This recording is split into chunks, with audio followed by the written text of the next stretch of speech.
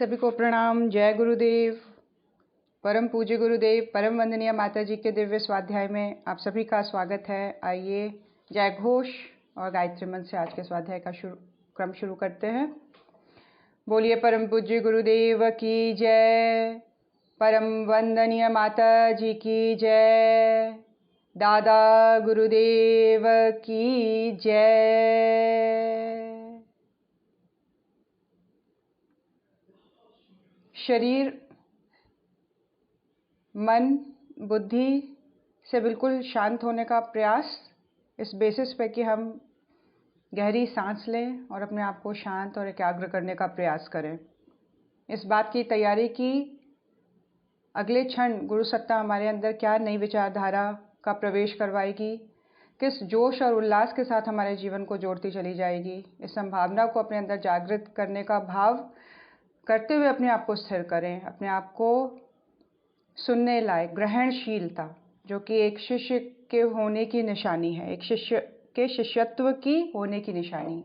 ग्रहणशील बनने के अगले 1 घंटे के प्रयास में आइए अपने आप को पूर्णतः शारीरिक, वैचारिक, भावनात्मक स्तर पर गुरु के साथ एकात्म करने का भाव करते हुए भगवान सूर्य के दीप्तिमान स्वरूप का ध्यान और इस पूर्ण विश्वास के साथ उनकी समस्त रश्मियों का आवाहन कि गुरु की चेतना इन रश्मियों में समाहित होकर हमारे अंदर प्रवेश कर रही है। हमारे अंदर सच्चा शिष्यत्व, हमारे अंदर सच्चा ज्ञान, हमारे अंदर नया एक माइंडसेट, एक दृष्टिकोण जागृत करता हुआ इस महामंत्र का एक एक शब्द हमारी बुद्धि को, हमारे जीवन को, हमारे कर्मों को श्रेष्ठता की ओर ले जा रहा है, परिवर्तन की ओर ले जा रहा है, ट्रांसफॉर्मेशन की ओर ले जा रहा है। ऐसा मनोभाव अंतर्मन में दृढ़ करें।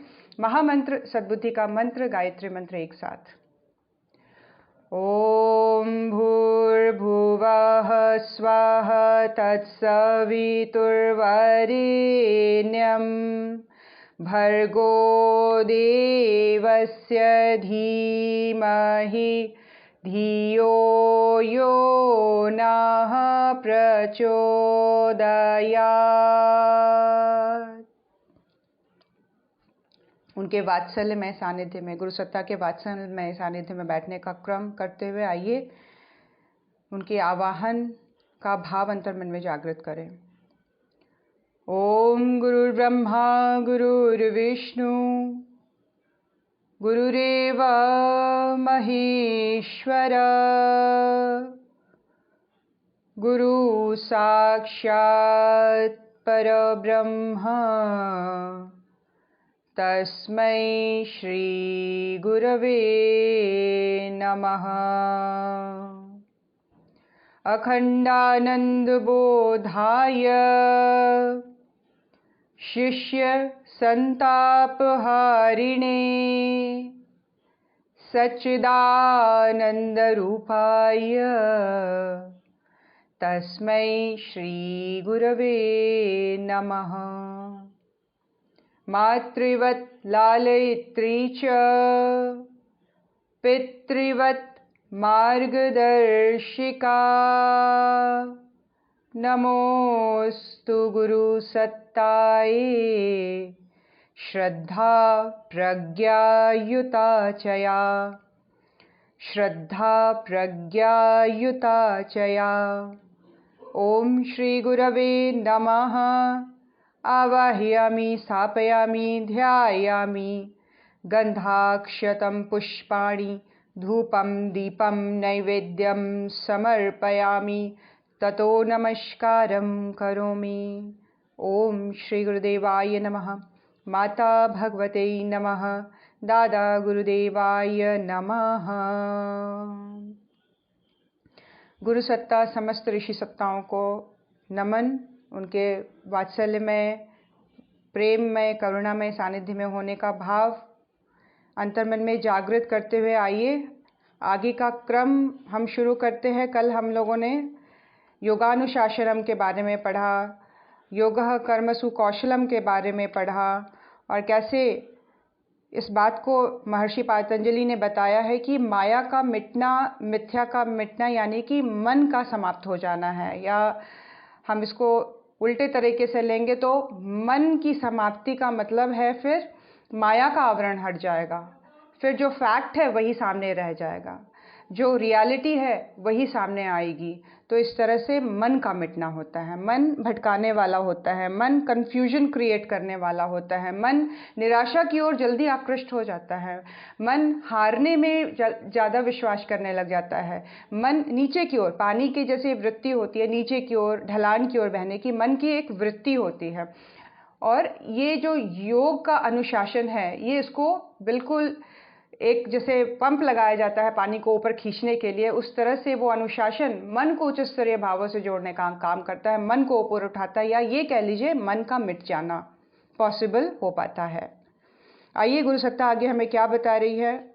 अपने अंदर जोश, उल्लास और इस बात की संभावना को जागृत कर लें कि कोई ऐसा नया जिसको बोलते हैं कोई चीज़ ऐसी क्लिक कर जाएगी आज से हमारे अंदर, जिसको लेकर हमारा पूरा रूटीन, पूरा जीवन, पूरा माइंडसेट, या कह लीजिए जीवन जीने का ढर्रा ही बदल जाएगा। ऐसा कुछ ज़रूर गुरुदेव हम सब के अंतःकरण में बीज रूप में जागृत करेंगे।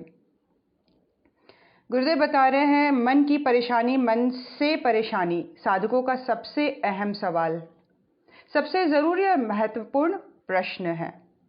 इस उलझन को सुलझाने के लिए सबसे पहले ये जान ले कि आखिर मन अपने आप में क्या है, यह हमारे भीतर बैठा हुआ कर क्या रहा है और क्या क्या कर सकता है। आमतौर पर सब यही सोचते रहते हैं कि मन सिर में पड़ी या रखी हुई कोई भौतिक चीज़ है, पर परम पूज्य गुरुदेव इस बात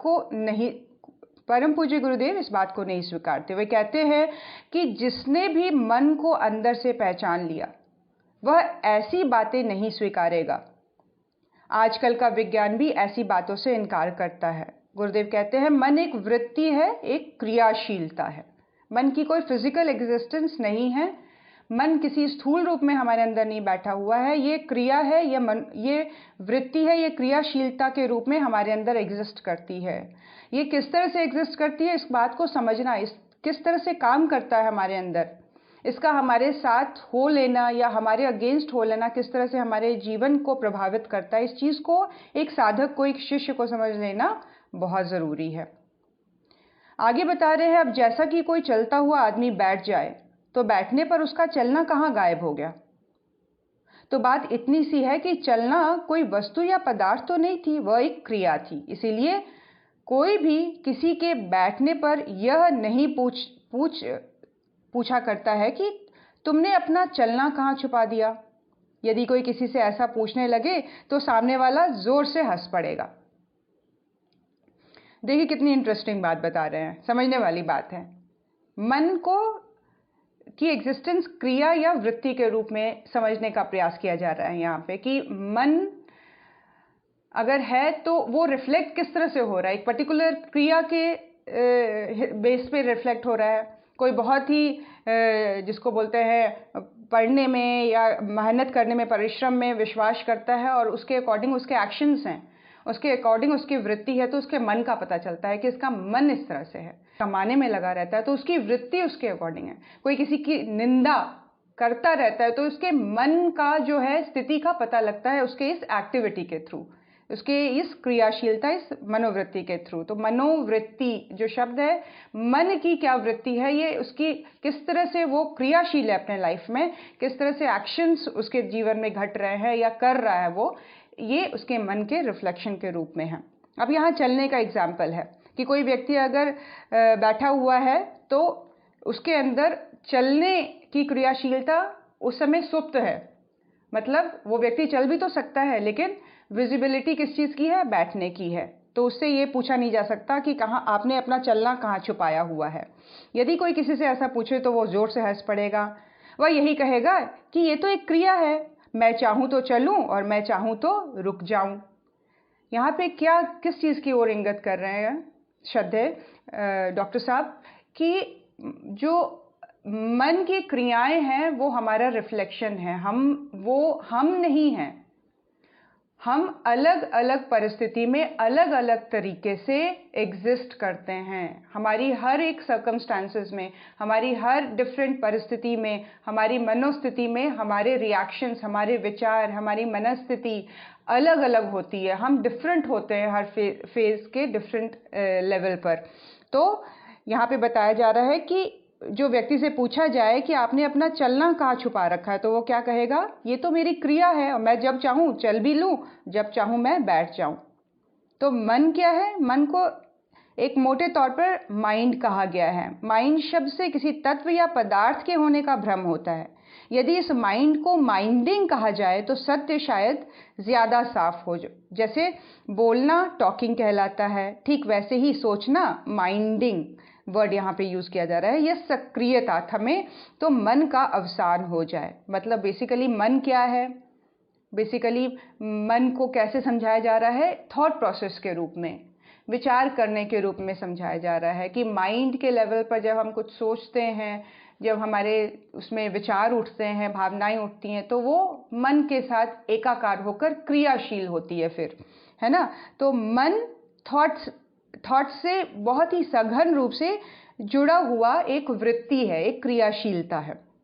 योग की सच्चाई को बताने के लिए गुरुदेव यदा कदा एक कथा सुनाया करते थे। बड़े ध्यानपूर्वक सुनेंगे। वो कहते थे, वाराणसी में रहने वाले महान संत तैलंग स्वामी, उनके पास एक किसी बड़ी रियायत के राजा आए और उन राजा ने तैलंग स्वामी से कहा, महाराज मैं बहुत ही बेचैन हूँ, बहुत अशांत और परेशान हूँ। मुझे बताएं कि मैं क्या करूँ जिससे कि मेरा मन शांत हो जाए।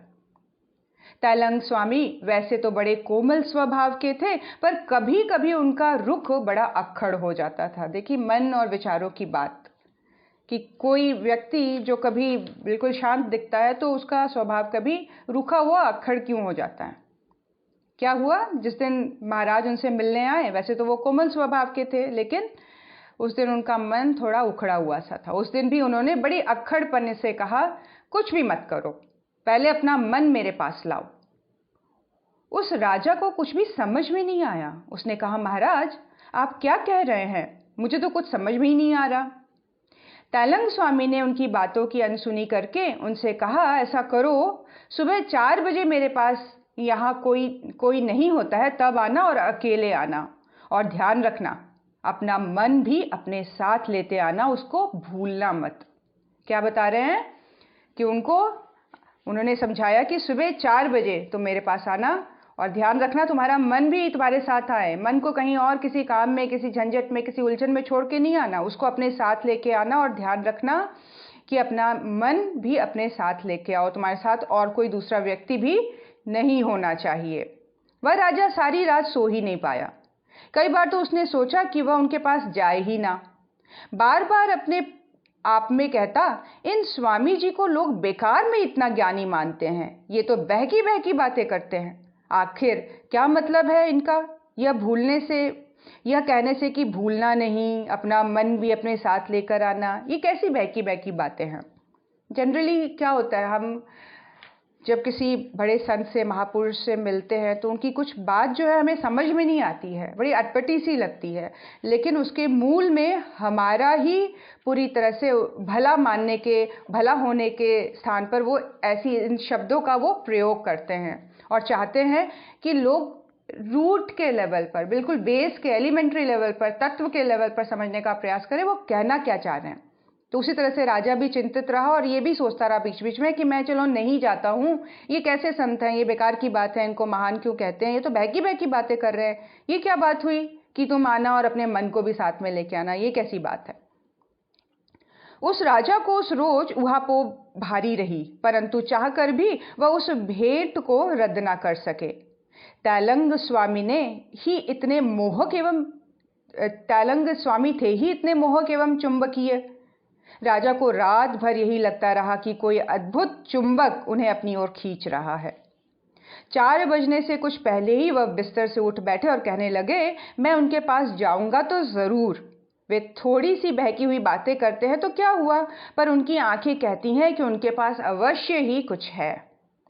देखिए, जब गुरु चाहता है तो अपना मन चाहे या ना चाहे वो चीज़ बन के ही रहती है। तो यहाँ वो बोल रहे हैं कि ऑल्दो मेरा मन तो नहीं है, लेकिन अब मैं जाऊंगा ही, क्योंकि मुझे पूर्ण विश्वास है कि उनके पास मेरे लिए अवश्य ही कुछ खास बात है। ऐसे ही सोच विचार करते हुए तैलंग स्वामी के पास पहुंच गया। पहुंचते ही उन्होंने कहा, आ गए तुम, कहाँ है तुम्हारा मन?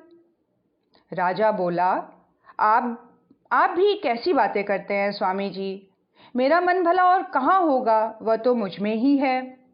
तैलंग स्वामी बोले, अच्छा, तो पहले इस बात का निर्णय हो गया कि तुम्हारा मन तुमसे ही है। तो अब दूसरी बात मेरी कही हुई करो। अब आंखें बंद करके खोजो जरा मन कहाँ है। तुम उसे ढूंढ लो और वह कहाँ है तो फिर उसी क्षण मुझे बता देना, मैं उसे शांत कर दूंगा। क्या प्रॉब्लम लेके आए थे वो पहले दिन कि मेरा मन बड़ा अशांत, बड़ा परेशान रहता है, आप महान संत हैं, मुझे बताइए मैं क्या करूं। अब क्या कह रहे हैं वो, सुबह सुबह क्या पूछ रहे हैं, तेरा मन कहाँ है? तो महाराज ने कहा मेरा मन मेरे अंदर ही है, मेरे साथ ही है। तो बोलते हैं चलो पहली प्रॉब्लम तो दूर हो गई, पहला सॉल्यूशन मिल गया तुम्हें कि तुम्हारा मन तुम्हारे पास है और कहीं नहीं है ना। अब दूसरी चीज ये देखो कि वो किस चीज में इन्वॉल्व है, ढूंढो उसको, उसकी स्थिति, और मुझे उसी क्षण बताओ, मैं उसको शांत कर दूंगा। उस राजा ने तैलंग स्वामी का कहा मानकर आंखें बंद कर ली और कोशिश करता गया देखने की और बताने की। जितना ही वह भीतर झांकता गया उतना ही उसे होश आता गया कि वहां कोई मन ही नहीं है, बस एक क्रिया मात्र है। क्या क्रिया है वो? सोचने की क्रिया, अभिलाषाओं की क्रिया, कामनाओं की क्रिया, आशाओं की क्रिया, कल्पनाओं की क्रिया। अगर ये सोचने की क्रिया में ही ये सारे ब्रैकेट्स के अंदर आ जाते हैं, चाहे वो आशा करना है, चाहे ये कामना करना है, चाहे वो अभिलाषा करना है, चाहे कल्पना करना है, चाहे निराशा है, चाहे दुख है, चाहे आश्वस्त है, चाहे अशांत है, कोई भी स्थिति क्या है, सोचने के फॉर्म में है। तो मन को जब वो ढूंढने के लिए उन्होंने आंखें बंद की तो क्या स्थिति देखती है कि एक क्रिया चल रही है जो सोचने की है, और सोच के अंदर आशा भी हो सकती है, कामना भी हो सकती है, अभिलाषा भी हो सकती है और कल्पना भी हो सकती है।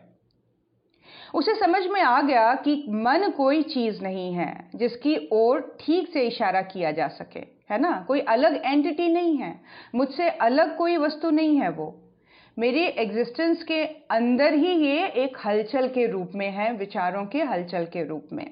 उसे इस बात की समझ आ गई कि ये अलग से कोई चीज नहीं है। लेकिन जिस क्षण उसे जाना कि मन कोई वस्तु नहीं है, उसी क्षण उसे अपनी खोज का बेतुकापन भी खुलकर प्रकट हो गया।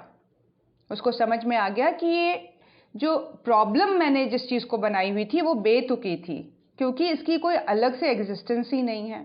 उसी क्षण उसको इस बात की रियलाइजेशन हो जानी।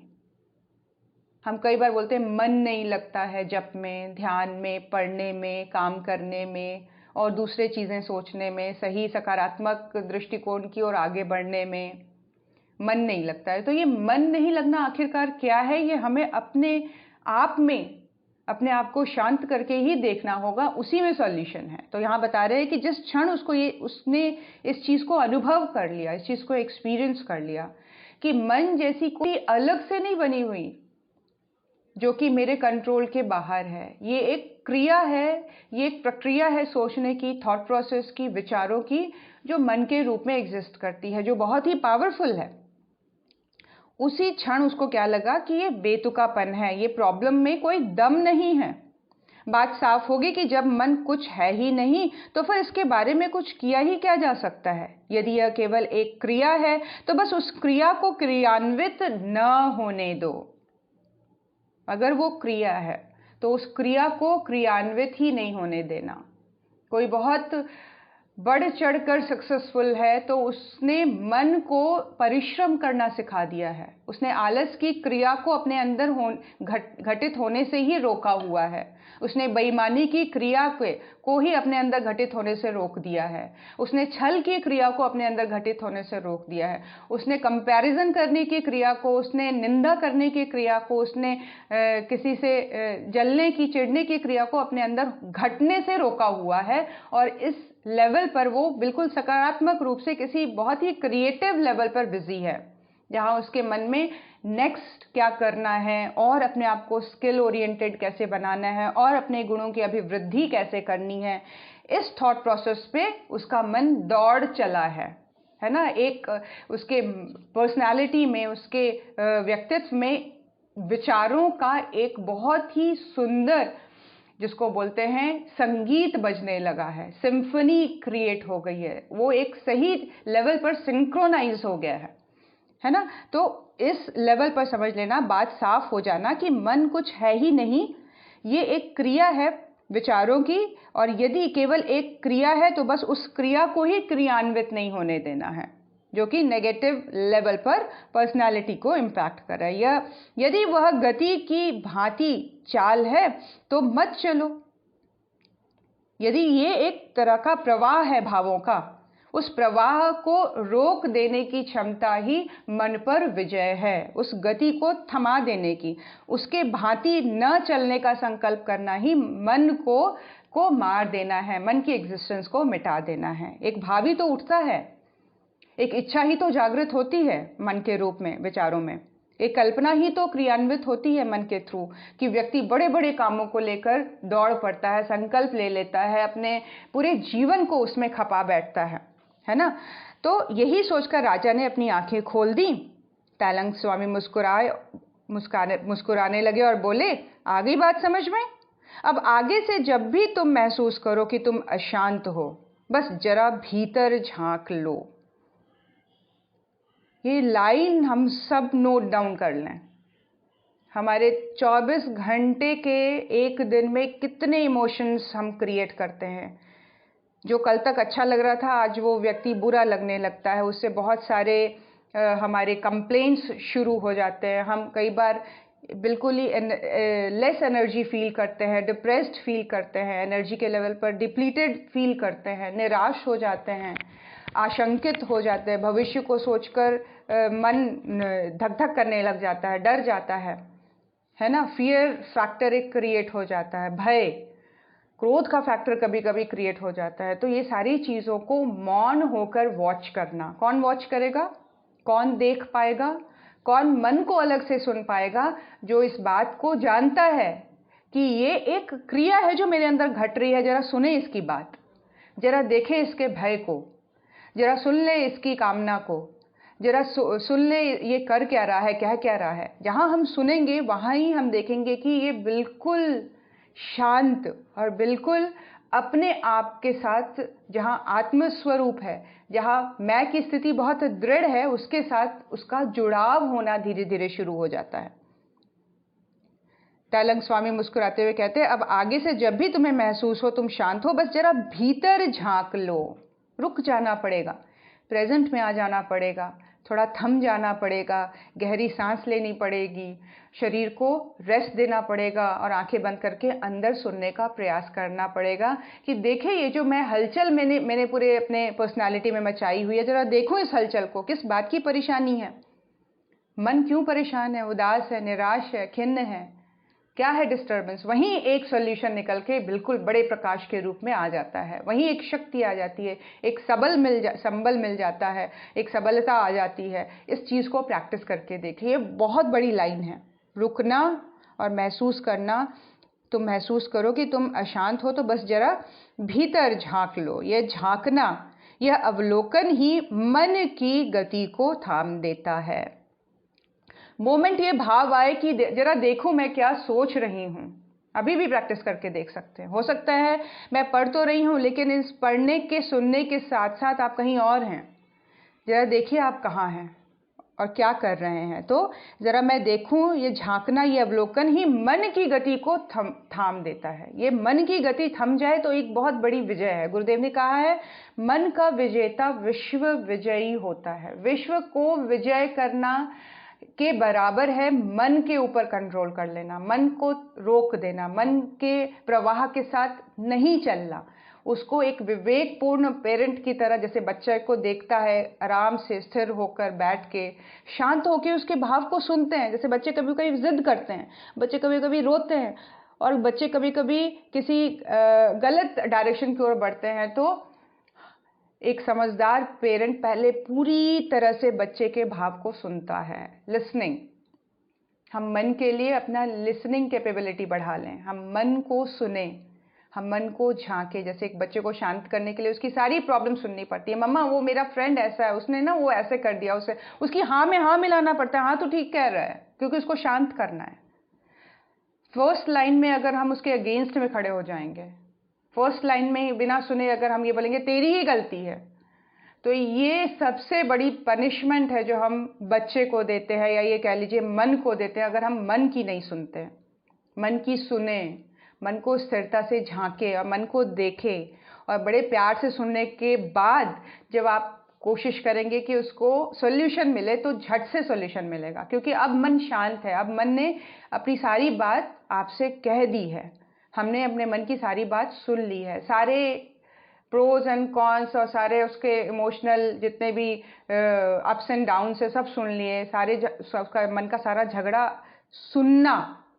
तो ये है गति को रोक देना, यहाँ गति को थमा देने की बात हो रही है। यदि तुम पूरी उत्कटता से झांको और तुम्हारी सारी ऊर्जा एक दृष्टि बन जाती है, सामान्य क्रम में वही ऊर्जा गति और सोच विचार बनी रहती है। बहुत एनर्जी के साथ, एकदम कॉन्सेंट्रेट होकर, एकदम फोकस्ड होकर, बिल्कुल अपनी भावनाओं के साथ एकाकार होकर जब हम अपनी एनर्जेटिक प्रेजेंस में कि इस मन बुद्धि चित्त से अलग होने के विश्वास के रूप में अगर हम मन को सुनते हैं, मन को देखते हैं, तो हम एक नए प्रवाह को अपने अंतर्मन में जागृत करते हैं, एक नई दिशा देते हैं मन को सोचने की, एक नई ऊर्जा देते हैं, एक नया बल प्रदान करते हैं। तो ये एक बहुत ही इम्पॉर्टेंट लाइन है और ये डिस्कशन हो रही है जहाँ मन को समझने की बात की जा रही है, जहाँ सारी परेशानियों का हल है, सारी निराशाओं का हल है, सारे दुख शोक कलह कलेश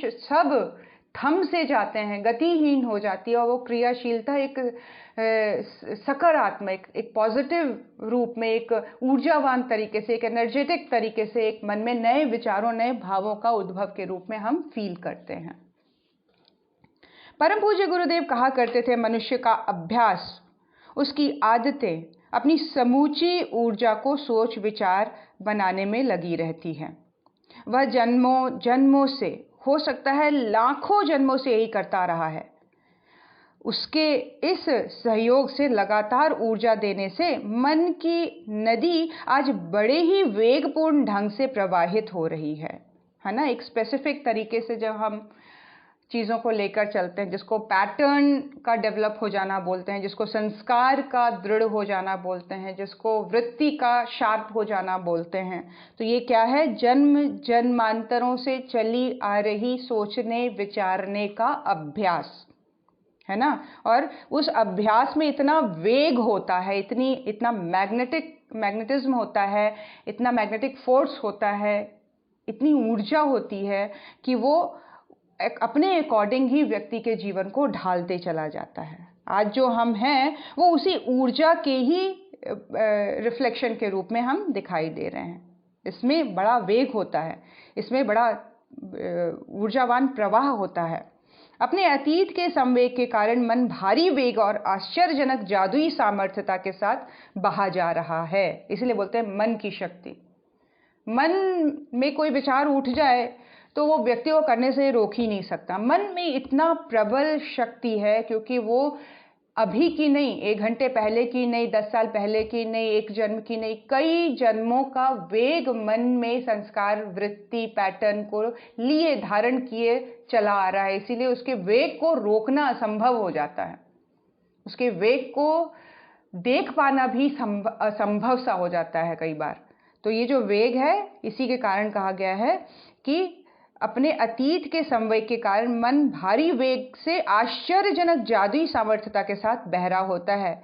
जो योग साधना करना चाहते हैं उन्हें यह बात भली प्रकार समझ लेनी चाहिए। जो गायत्री की उच्च स्तरीय साधना में प्रवेश करना चाहते हैं, जो चाहते हैं कि मनुष्य जीवन के उच्च स्तरीय संभावनाओं को एक्सपीरियंस करें, उन सारी चीज़ों को, पॉसिबिलिटीज़ को हम एक्सपीरियंस करें जो मनुष्य जन्म में बीज रूप में समाहित है, जिसको मन को रोककर, जिसको मन को मिटाकर, जिसको मन को कंट्रोल करके हस्तगत किया जा सकता है, अचीव किया जा सकता है। उन सभी साधकों के लिए ये बहुत ज़रूरी है जान लेना कि इसका वेग प्रचंड होगा, इसका वेग बहुत ही आश्चर्यजनक जादुई सामर्थ्य से भरा हुआ होगा। और इस चीज़ को हम जितनी अच्छी तरह से जान लें, जैसे बोलते हैं ना, अपने दुश्मन को पूरी तरह से जानकर ही उसको पराजित किया जा सकता है। उसकी शक्ति को हम पूरी तरह से जानें तभी हम उसके ऊपर विजयी पा सकेंगे। योग साधना का अर्थ है अपने को इससे अलग करना। योग साधना का अर्थ क्या है? मन के प्रवाह को देख पाना, मन की सामर्थ्य को डायरेक्शन दे पाना, मन की सामर्थ्य को किसी काम में, किसी स्किल को बढ़ाने में, किसी पॉजिटिव क्रियाशीलता में इंडल्ज कर पाना, है ना, उसमें अपने आप को पूरी तरह से खपा पाना। ये है अपने आप को मन से अलग कर देने की बात। मन की क्रिया से अपने जुड़ाव, लगाव को खत्म करना। मन को क्या अच्छा लगता है? फिजिकल लेवल पर सारी जितनी भी जिसको बोलते हैं रस है, आनंद है, कंफर्ट है, उस लेवल पर ही ये क्रियाशील रहता है। मन का जुड़ाव इंद्रियों के साथ है, मन की दोस्ती इंद्रियों के साथ है। मन में कभी नहीं आता है कि एक्सरसाइज करें, योग करें, बॉडी को बिल्कुल फिट रखें, सात्विक खाएं, विचार मेरे श्रेष्ठ होते चले जाएं, साधनारत मेरा जीवन हो, कम में अपना गुजारा करें, समाज में अपना अर्जन किया हुआ धन और समय और टैलेंट को लगाएं। ये मन का भाव नहीं होता है। जनरल मन का भाव क्या होता है कि सेंसेस को सेटिस्फाई करे सबसे पहले तो, है ना। बच्चा जो जन्म लेता है तो सबसे पहला जो सेंस उसको सेटिस्फैक्शन करने की ओर अग्रसर होता है वो माँ के दूध की तरफ अट्रैक्ट होता है कि भाई मुझे तो बस अभी खाने पीने के अलावा उसको कुछ सूझता ही नहीं है। और जैसे जैसे उसकी कॉन्शियसनेस एलिवेट होती है, उसकी चेतना बढ़ती है, उसकी सेंसेस को सेटिस्फाई करने की रिक्वायरमेंट सालों साल बढ़ती चली जाती है ना। टीनेज में डिफरेंट रिक्वायरमेंट होंगे, फिर अधेड़ उम्र में अलग रिक्वायरमेंट है, पैसे की ओर आकृष्टता, अचीवमेंट्स, दिखाना, शोबाजी, मैंने क्या क्या अचीव किया। एक डिफरेंट लेवल पर ये फाइट हम देखेंगे कि ये चलती ही रहती है, ये एंडलेस है। अगर मन इंद्रियों की ओर प्रवृत्त है, अगर स्वयं को शरीर तक ही लिमिट रखा हुआ है, तो मन को खत्म करने के बाद ही साधना का उपक्रम शुरू होता है। इसके साथ साथ हो ही नहीं सकता। मन की क्रिया से अपने जुड़ाव को हटाना ही होगा। ये ऐसा संबंधी है जिसके साथ अगर दोस्ती वाला रिश्ता बनाया हुआ है, जिसको अगर हम सोफे में अपने साथ बिठाते हैं तो ये कभी ऊंचा उठने ही नहीं देगा, ये कभी उत्कृष्ट नहीं होने देगा, ये कभी श्रेष्ठ नहीं बनने देगा, ये कभी हमें सही कार्य की ओर अग्रसर करेगा ही नहीं। इसको सोफे से उठाकर नीचे बिठाना होगा, चरणों के पास बिठाना होगा। जब मुझे तुम्हारी रिक्वायरमेंट है तब तुम खड़े हो, जो तुम्हें मैं जैसा चाहता हूं वैसा तुम करो। इस लेवल पर ले आना, अपने लगाव को उसके साथ खत्म करना, अपने रिश्ते को उसके साथ खत्म करना, अपनी बराबरी को उसके साथ खत्म कर देना और उसको बिल्कुल ही उस लेवल पर ले आना जहां वो एज अ सर्वेंट हो, वो एज अ उपकरण हो, इंस्ट्रूमेंट हो, उसको मैं यूज करूंगी, उसको वो मेरे यूज की चीज है। और यूज करने की शक्ति जब साधक के अंदर आती है तो वो अपने आप ही साथ वाली सीट से उठ के नीचे बैठ जाता है। ऐसा कई बार होता है ना, हम किसी बड़े कह लीजिए कि बहुत ही ऊंचे लेवल के किसी अधिकारी से मिलने जाते हैं या किसी संत से मिलने जाते हैं, हम उसके बराबर नहीं बैठ पाते हैं, हम उनके साथ वाली सीट में नहीं बैठ पाते। हम रिस्पेक्टफुली या तो खड़े रहेंगे या हम दूर बैठेंगे, या ऐसा प्रावधान है अगर बैठने का तो नीचे बैठेंगे, उनके साथ और बराबर होके नहीं बैठेंगे। ये क्या है? क्षमता। ये क्या है? कैपेबिलिटी। किसमें कितनी कैपेबिलिटी आ गई है उसके अकॉर्डिंग फिर उसकी स्थिति बन जाती है। मन की स्थिति उस लेवल पर ले आए, उसके गति को थमा दें, बिल्कुल उसकी क्रियाशीलता को थाम लें, रोक दें। जहां जरूरत है वहां वो चलेगा, जहां जरूरत है वहां चलेगा ही नहीं, रोक देंगे, क्योंकि वो अब मेरे ऑर्डर को रिसीव करने की स्थिति में आ गया है। वो पोजीशन में लाना पड़ेगा, अपने जुड़ाव और लगाव को उससे खत्म कर देना पड़ेगा। उसकी माननी ही नहीं है। जब नहीं मानेंगे तो वो निर्बल होता चला जाएगा, उसका डोमिनेंस जो अभी तक हमारी व्यक्तित्व में था, पर्सनैलिटी में था, वो वीक होता चला जाएगा। ठीक वैसे ही दोस्त के साथ, जिसके साथ हम नहीं चाहते हैं दोस्ती रखना, और फिर हम धीरे धीरे धीरे धीरे हेलो हाय नमस्ते, और फिर एकदम ही न्यून हो जाता है, बिल्कुल खत्म, और वो साल में 1 या 2 बार दिखता है तो बात होती है। तो ये है जुड़ाव और लगाव को खत्म कर देना। यदि मन के साथ उसकी क्रियाशीलता के साथ अपनी आसक्ति समाप्त हो जाए तो मन को ऊर्जा मिलना बंद हो जाता है ना। मन को जो एक आदत बन गई थी कि मैं जैसा सोचूंगा वैसा ही मिल जाएगा। अभी टीवी देखना है, टीवी ऑन कर दिया, बहुत गर्मी लग रही है, एसी ऑन कर दिया, मन ने बोला गर्मी लग रही है, अरे जरा रुक तो जाओ, सोच तो लो, देखो तो सही वाकई गर्मी है या दिमागी दौड़ा मन ही दौड़ाए चला जा रहा है मुझे। देखे जरा हल्का सा फैन चलाकर बैठे, देखें जरा दरवाज़ा खिड़की खोलकर बैठे, देखें पढ़ने में कितना अच्छा मन लगता है जब बहुत तेज पंखा या एसी की शोर नहीं होती है। तो अपने आप से बात करना, और ये डिपेंड करता है हम किस लेवल पर उसके जुड़ाव से मुक्त होना चाहते हैं और एक डिफरेंट एक्सपीरियंस को अनुभव कर सकते हैं। मन के ऊपर विजय एक बहुत बड़ा दरवाज़ा खुल जाना है साधनात्मक, जिसको बोलते हैं राजमार्ग का, बहुत बड़ी अचीवमेंट का इनिशिएशन है मन के लेवल पर अपने आप को रोक देना, मन के लेवल पर उसके साथ के लगाव को, उसके साथ के जुड़ाव को, उसके साथ की क्रियाशीलता को समाप्त करना, अनासक्त हो जाना उस चीज़ के लिए। तो जब उसको ऊर्जा मिलनी, उसके अकॉर्डिंग जो चीज़ें वो डिमांड कर रहा है वो नहीं मिलेगा तो उसकी शक्ति, वो शक्ति विहीन होता चला जाएगा और एक समय ऐसा आएगा कि वो अब जैसा एक विवेकपूर्ण तरीके से सोचा जा रहा है, संकल्प किया जा रहा है, प्लानिंग की जा रही है, उसमें वो साथ में दौड़ चलने की, हेल्प करने की स्थिति में वो खड़ा होता जाएगा। फिर तो मन बस थोड़ी देर बहेगा, ऊर्जा के अभाव में स्वयं ही थमकर बैठ जाएगा। जब पिछला संवेग चुक जाएगा, जब पिछली ऊर्जा समाप्त हो जाएगी, तब मन अपने आप ही रुक जाएगा। अब आप ये देखिए कि हमारी संस्कृति में व्रत जो है वो कितना इम्पोर्टेंस रखते हैं। व्रत बेसिकली बॉडी को भूखा रखना नहीं है, या खाने नहीं खाने से ईश्वर को कोई लेना देना नहीं है। आप विश्वास करिए, हम क्या खाते हैं, नहीं खाते हैं, हम कितना भूखे रहते हैं, हमने पानी नहीं पिया, हमने हवा नहीं ली, ये सारी चीज़ें लीस्ट मायने रखती हैं। इसके पीछे का भाव, इसके पीछे का संकल्प, इसके पीछे का विचार, इसके पीछे की उत्कृष्टता उसके आत्मबल के रूप में जब वो बढ़ती है, चाहे वो खाने के लेवल पर करें, है ना, हम और किस लेवल पर कर सकते हैं संकल्प। आज वो समय नहीं है कि एक पैर पर खड़े होकर हाथ ऊपर करके साधना करने का संकल्प लिया जाए, लेकिन एक बेसिक लेवल पर व्रत एक ऐसा सिस्टम बनाया है ऋषियों ने जहाँ हमारा संकल्प बल बढ़ता है। मन बोलेगा खाओ, हम बोलेंगे नहीं। मन बोलेगा सो जाओ, हम बोलेंगे नहीं।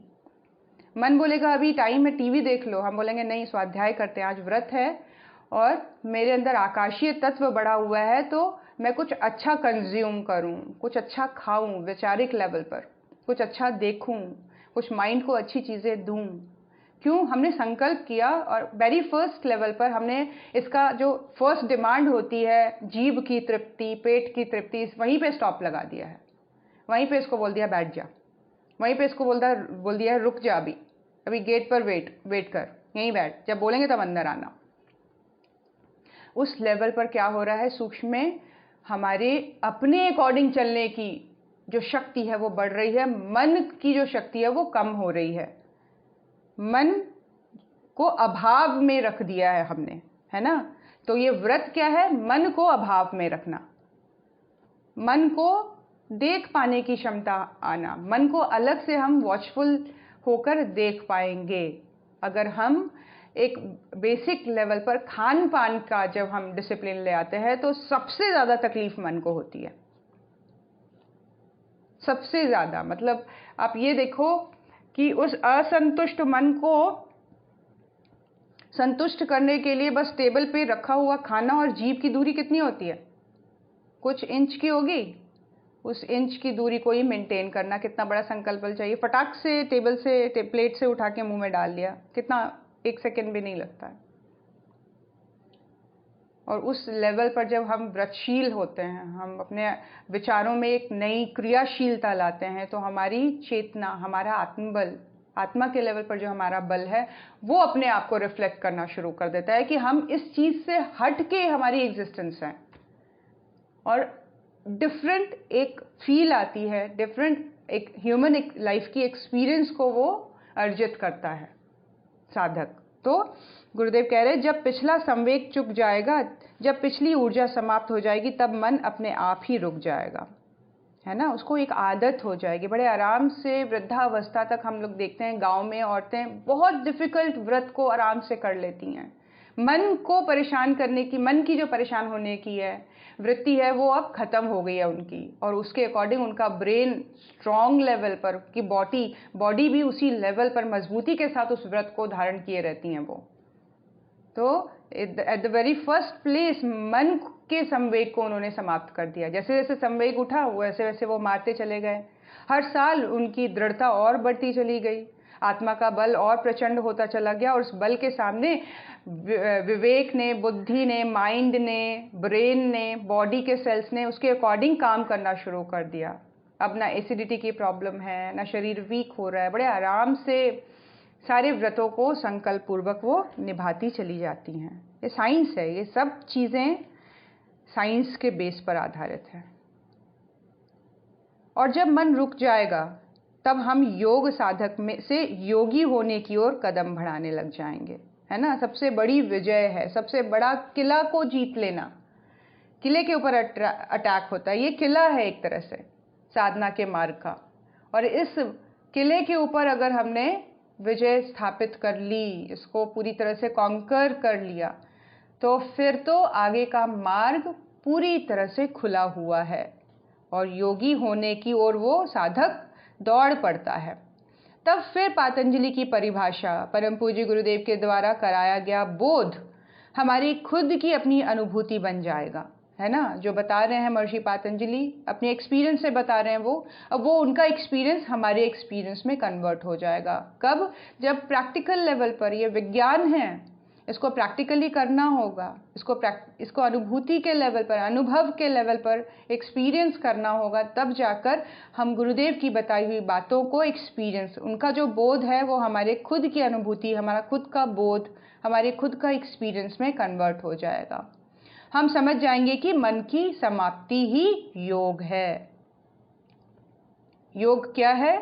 जहाँ अलग से कोई हमारी एग्जिस्टेंस नहीं बनी हुई है, मन के लेवल पर हम आत्मिक स्तर पर परमात्मा के साथ एक हो गए। मन डिस्ट्रैक्ट नहीं कर रहा, मन परेशान नहीं कर रहा, मन कहीं भी भटका नहीं रहा है। तो अब मन जब बिल्कुल सिमट गया है, मन जब मिट गया है, तो अब क्या है? आप आमने सामने कौन खड़ा है? आत्मा और परमात्मा, है ना।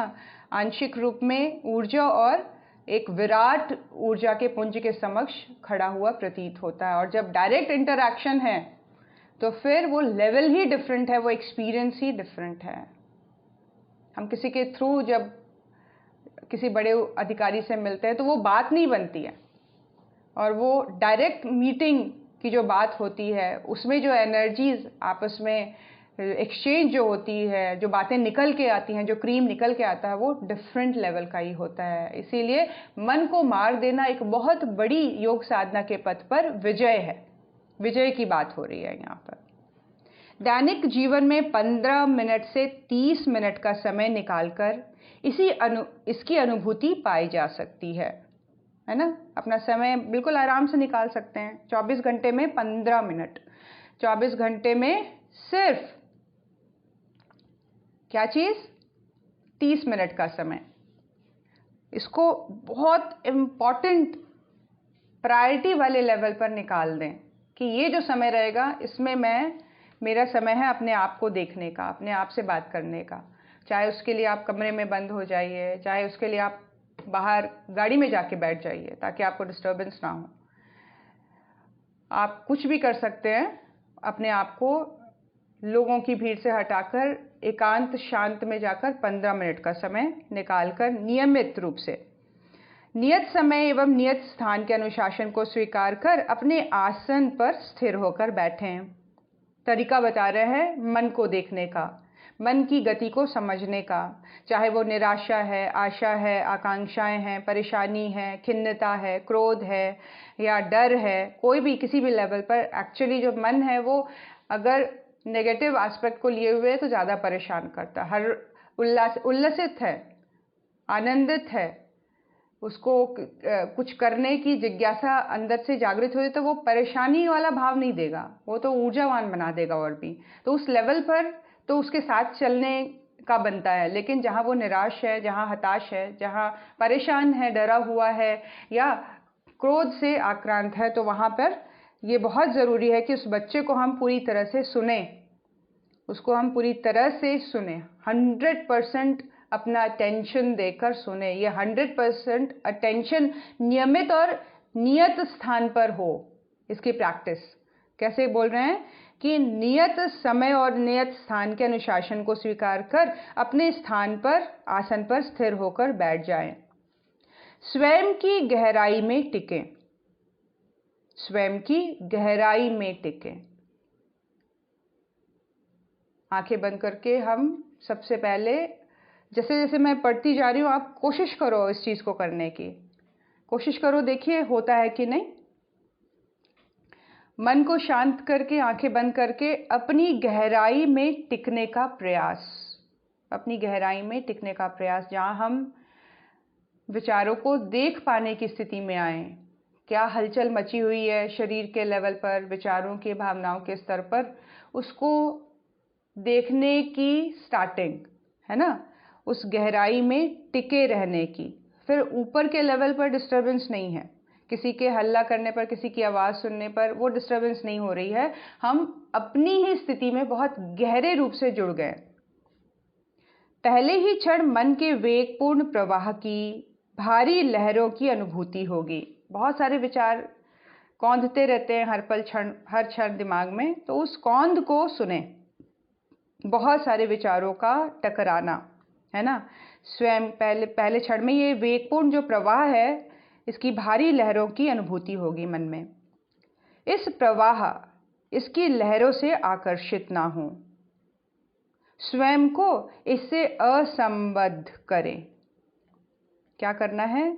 उस थॉट प्रोसेस को देखना है, सिर्फ देखना है, वॉचफुल, जैसे दूर से खड़े होकर किसी चीज़ को देखा जाता है। वो क्यों है, वो ऐसा क्यों हो रहा है, उसको कंट्रोल करते हैं, उसको सही करते हैं, ये कुछ नहीं करना है, कुछ नहीं करना है, सिर्फ देखना है। दुखी है तो उस दुख को देखिए, निराश है तो उस निराशा को देखिए, और इस निराशा के होने को की अनुभूति में आप स्वयं की बहुत एक गहरी अनुभूति को अनुभव करेंगे, है ना। इस प्रवाह, इस लहरों से आकर्षित ना हो, स्वयं में को इससे अलग देखें। अपनी एग्जिस्टेंस, अपने विवेकपूर्ण जो एक स्थिति है, अपनी जो आत्मिक एक स्थिति है, वो इस निराशा को, वो इस चिंता को, वो इस नकारात्मक ऊर्जा को देख रहा है, नकारात्मक क्रियाशीलता को अपने अंदर देख रहा है, ऐसा भाव। यह अनुभव करें आप अलग है और मन का वेगपूर्ण प्रवाह अलग है। दो चीज़ों को एक्सपीरियंस करना है, दो अलग अलग चीज़ें अपने अंदर दिखाई देंगी। एक स्वयं का दृढ़ स्वरूप, एक स्वयं का शांत स्वरूप, एक स्वयं का चिकित्सक वाला स्वरूप, और एक सामने जो है वो रोगी है, सामने जो है वो कोई अलग चीज़ है, अलग क्रिया है, अलग वेग है जो हमसे अलग है, उसको हम देख रहे हैं। जो परेशान है, जो वीक है, जो दुखी है, जो निराश है, उसको देख रहे हैं। तो दो चीज़ों की अनुभूति, द्वैत की अनुभूति होनी ज़रूरी है। जैसे जैसे ये अनुभव गाढ़ा होगा, मन का वेगपूर्ण प्रवाह थमता चला जाएगा। ये जो दो की जो फीलिंग है, जैसे जैसे ये बिल्कुल एक्सट्रीम होती चली जाएगी, डोमिनेंट होती चली जाएगी अपने ऊपर, वैसे वैसे हम देखेंगे जो मन का वेग था, जो बहुत ही प्रवाहपूर्ण था, वो थमता चला जा रहा है। वेगपूर्ण था, वो थमता चला जा रहा है। लेकिन ध्यान रहे, बार बार मुड़ मुड़ कर देखना नहीं है कि मन का वेग थमा या नहीं,